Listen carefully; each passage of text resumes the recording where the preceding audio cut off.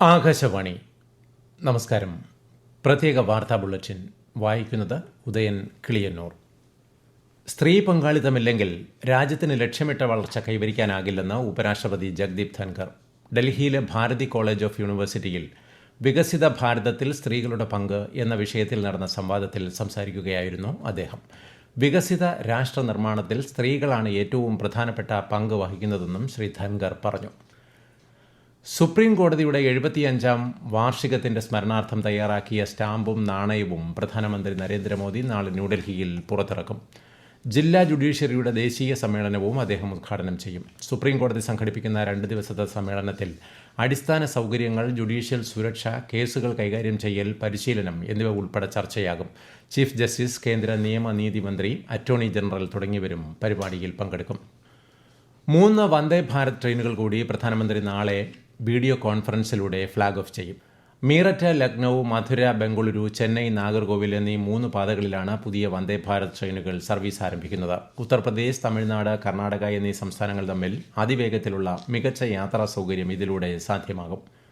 പ്രധാനമന്ത്രി നരേന്ദ്രമോദിയുടെ 3 ദിവസത്തെ ബ്രൂണൈ, സിംഗപ്പൂർ സന്ദർശനത്തിന് ചൊവ്വാഴ്ച തുടക്കമാകും.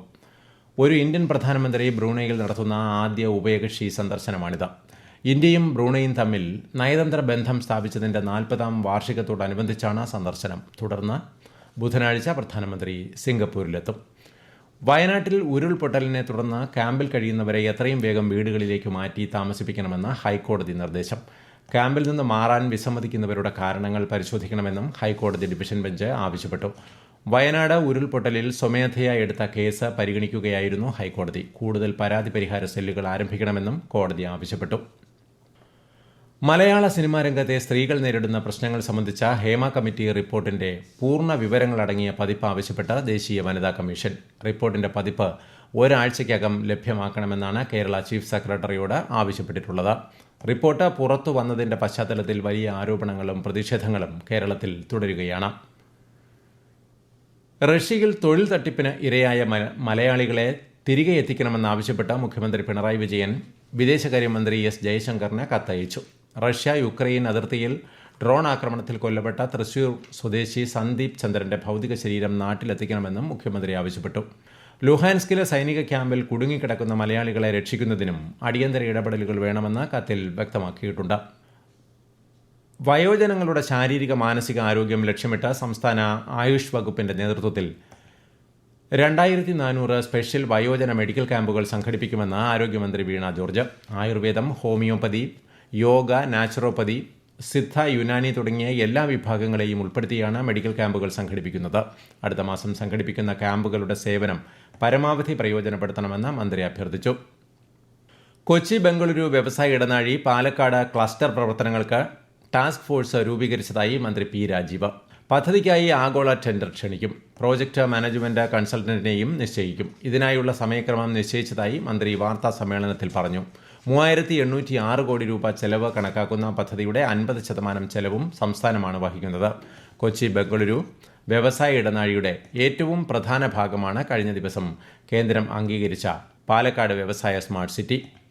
സർവീസിൽ നിന്നും വിരമിക്കുന്ന ചീഫ് സെക്രട്ടറി ഡോക്ടർ വി വേണുവിന് സംസ്ഥാന സർക്കാർ യാത്രയയപ്പ് നൽകി. ബഹുമുഖ വ്യക്തിത്വത്തിന്റെ ഉടമയാണ് ശ്രീ വേണുവെന്ന് മുഖ്യമന്ത്രി പിണറായി വിജയൻ അഭിപ്രായപ്പെട്ടു.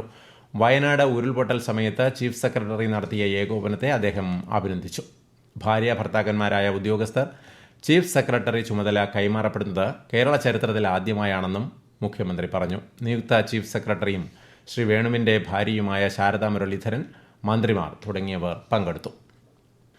കണ്ണൂർ ജില്ലയിൽ ചെള്ളുപനി റിപ്പോർട്ട് ചെയ്ത മാലൂർ ഗ്രാമപഞ്ചായത്തിലെ 9ാം വാർഡ് പുരളിമല ട്രൈബൽ നഗറിൽ ആരോഗ്യവകുപ്പ് സംഘം സന്ദർശിച്ചു.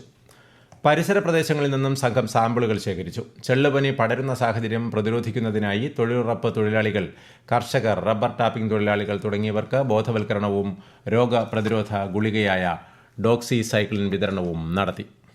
പ്രത്യേക വാർത്താ ബുള്ളറ്റിൻ കഴിഞ്ഞു. അടുത്ത വാർത്താ പ്രക്ഷേപണം നാളെ രാവിലെ 6:45.